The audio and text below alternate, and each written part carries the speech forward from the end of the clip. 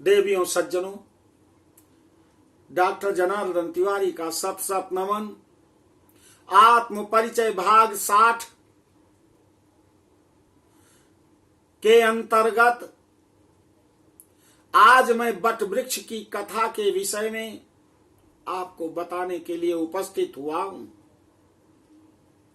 But वृक्ष भगवान नारायण का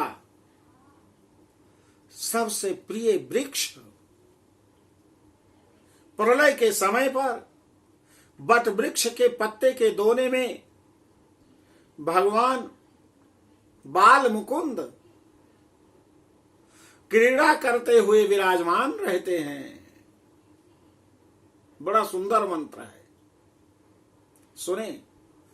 ओम करार बिंदेन पदार विंदम मुखार बिंदेन विनिवेशयन्तीन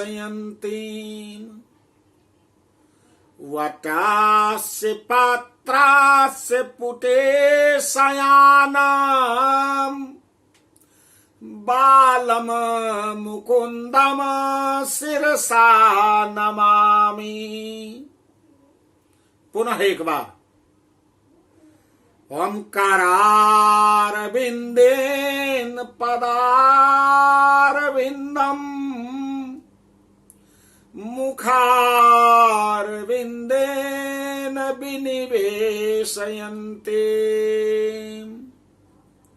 वटास्य पात्रास्य पुटे शयानम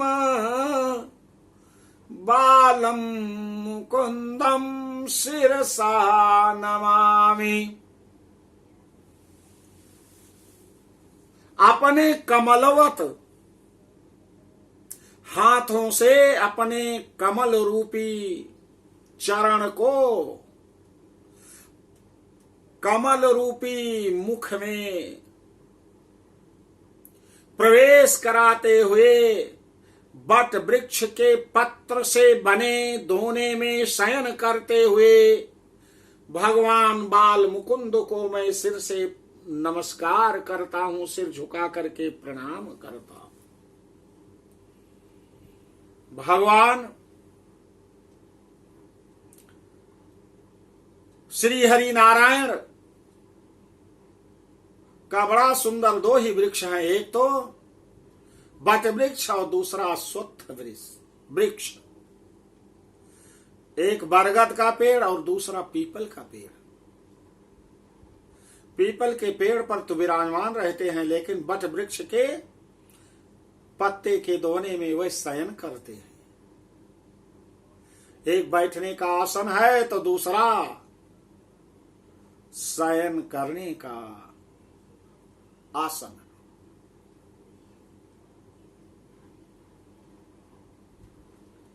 आपको मैं ले चलना चाहता हूं कि बट वृक्ष की कितनी महिमा है। बट वृक्ष के नीचे यदि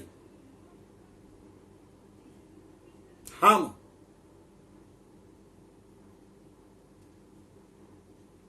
ज्येष्ठ मास की अमावस्या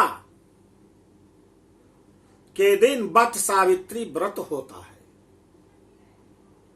उस दिन अपनी पत्नी के सहित जो पति बट वृक्ष के नीचे जाकर के व्रत में रहते हुए भगवान श्री हरि नारायण बाल मुकुंद की प्रार्थना अभ्यर्चना अर्चना उपासना करता है, उसका संपूर्ण कष्ट दूर हो जाता है और वो पत्नी सौभाग्यवती रहती है। जब तक उसका प्राण रहेगा तब तक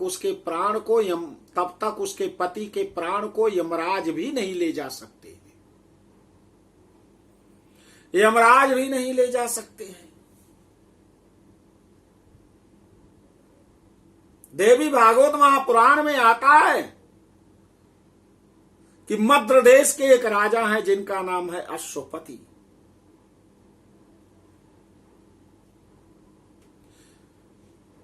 मद्र देश के एक राजा हैं जिनका नाम है अश्वपति और उनकी रानी का नाम है मालती, उनकी संतान नहीं है।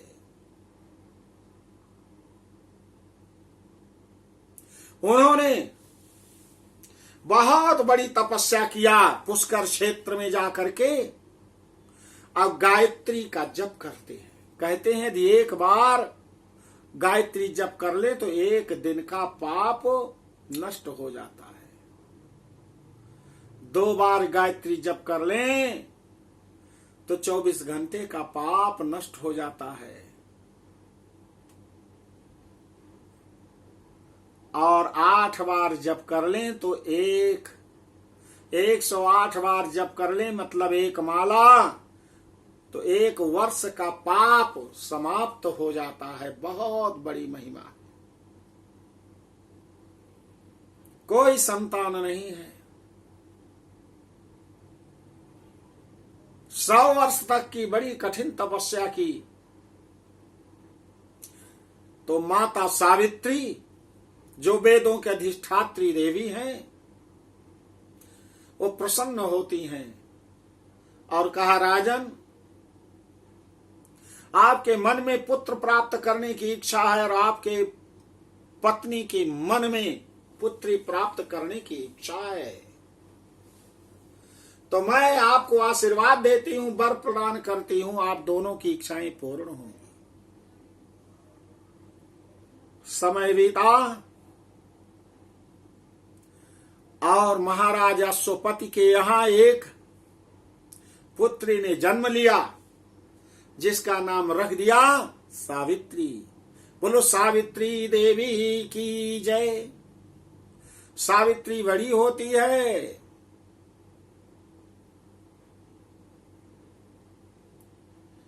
पिता को पुत्री के विवाह की चिंता हुई। कहा, पिताजी आप चिंता मत करिए, मैं स्वयं आपकी चिंता को दूर करूंगी। और दूसरे दिन वो स्वयं रथ पर आरूढ़ होकर के वर की खोज के लिए निकल पड़ी।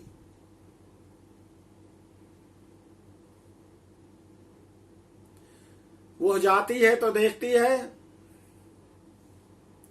जंगल में एक सुंदर नवयुवक,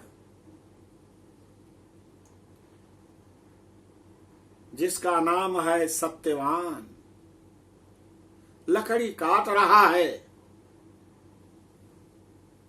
लकड़ी काट रहा है। उसको देखा और उससे कहा कि आप नीचे उतर आइए। अनुरोध किया, नीचे आया। सत्यवान कहा, देवी आपको नमन।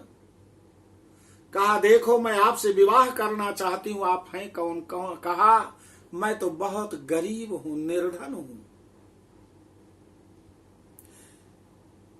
मेरी माता पिताजी आंख के अंधे हैं। मेरे पिताजी का नाम है द्युमत सेन, उनका मैं पुत्र हूं। और शत्रुओं ने मेरे पिताजी को पराजित करके राज्य हरण कर लिया और उनकी आंख फोड़ दी है। सावित्री ने कहा, कोई बात नहीं, चलिए मैं चलती हूं, आपके माता पिता का दर्शन करती हूं।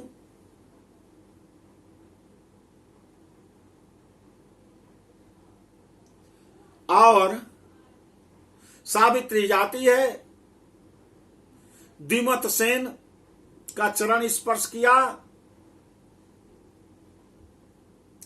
और सत्यवती उनकी मां है, उनका भी चरण स्पर्श किया। कहा, आपके पुत्र से मैं विवाह करना चाहती हूं। कहा, बेटा कैसे करोगी बेटी मेरे पुत्र से विवाह? मेरे तो पास कुछ नहीं है। कहा, मुझे कुछ नहीं चाहिए, मुझे आपका पुत्र ही चाहिए। उसी समय नारद वहां उपस्थित होते हैं। कहा, बेटी सावित्री तुम विवाह मत करो। कहा, इनके जीवन में बड़ा कष्ट है और इस नवयुवक की उम्र केवल 1 वर्ष और रह गई है। बड़े चिंतित और दुखी माता पिता भी होते इस चीज को सुनकर, लेकिन सावित्री कहती है कोई बात नहीं देव ऋषि, मैं विवाह जरूर करूंगी, विवाह जरूर करूंगी। जो निश्चय कर लिया मैं उसे जरूर पूर्ण करूंगी, विचलित नहीं होंगी। ऐसा कह करके कहा देवर्षि आपको प्रणाम, आप मुझे आशीर्वाद दीजिए जिससे मेरा जीवन मंगलमय हो सके। कहा ठीक है बेटी जाइए, मेरा आशीर्वाद आपको है। अपने घर आती है, अपने पिता से कहा अश्वपति बड़े चिंतित हुए। कहा बेटी तुम्हारे जीवन साथी का जीवन 1 वर्ष है। कहा पिताजी 1 दिन ही बहुत है जीवन साथी का साथ, 1 वर्ष तो बहुत दिन है। विवाह बड़े धूमधाम से हो गया, बड़े धूमधाम से हो गया। देवियों सज्जनों, इस विषय में अगला परिच्छेद मैं आत्म परिचय 60 के दूसरे भाग में बताऊंगा। मेरी बात आपको अच्छी लगी होगी, वीडियो को लाइक करिए, शेयर करिए और नित्य प्रति मेरे वीडियो को आप सुनते रहेंगे तो धर्मो रक्षति रक्षिता, धर्म की रक्षा होगी और धर्म हम सभी लोगों की रक्षा जरूर करेगा। बोलो सियावर रामचंद्र की जय।